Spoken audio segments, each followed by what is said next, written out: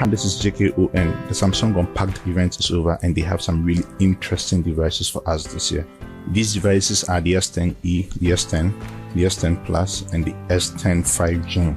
They have really done a nice job with the screen to body ratio of these devices, with the S10e having the screen size of 5.8 inches, the least amongst them, with an 83.3% screen to body ratio and a pixel density of 438 ppi. The S10 has a screen size of 6.1 inches with an 88.3% screen to body ratio and a pixel density of 550 ppi. The S10 Plus also has a screen size of 6.4 inches with an 87.5% screen to body ratio and a pixel density of 526 ppi. The largest of all is the 5G model of the S10, which has a bigger screen of 6.7 inches and a screen to body ratio of 89.4% and a pixel density of 502 ppi. They all come with Gorilla Glass 6 except the S10e, which comes with the Gorilla Glass 5. Samsung has redesigned their UI with all the devices running the latest Android Pie with the One UI on top. Yes, the One UI on top. That is their latest UI.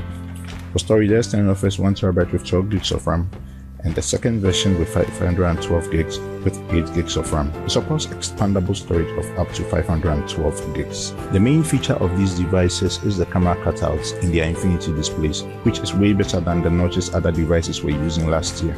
It's very obvious other manufacturers will go with this camera cutout concept this year, since we are still looking forward to a completely bezel-less phone. They really did a nice job by laser cutting out these holes for the cameras and individually placing the pixels. I like how the image flows beyond the cutouts as it gives it a nice feel. The S10 Plus has 5 cameras in all. In front, it has a 10 megapixel selfie camera and an 8 megapixel RGB depth camera. Behind, it has a 12 megapixel telephoto camera, a 12 megapixel wide angle camera, and a 16 megapixel ultra wide camera. The S10 has 3 cameras at the back, 1 camera in front, and the S10e has 2 cameras at the back and 1 camera in front.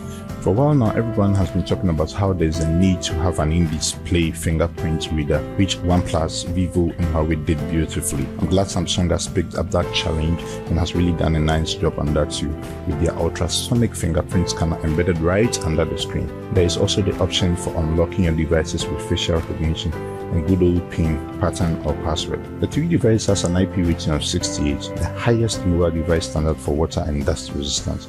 So hopefully your phone will not drown when accidentally dropped in water. The S10e, S10 and S10 Plus battery can last up to 24 hours per Samsung estimation, with a non-removable battery of 3100 mAh, 3400 mAh, and a 4100 mAh for the 3 phones respectively. The phones charge up via the USB 3.1 Type-C reversible connector or wireless charger.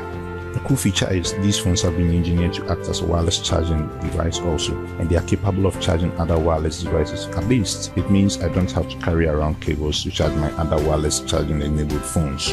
One exciting feature in these phones for me personally is that they did not take out the 3.5mm headphone jack. Yes, they did not take out the 3.5mm headphone jack.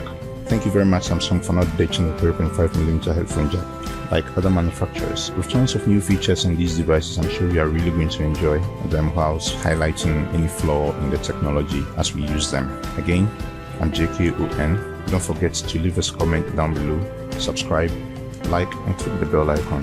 Thank you for watching. I'll see you soon.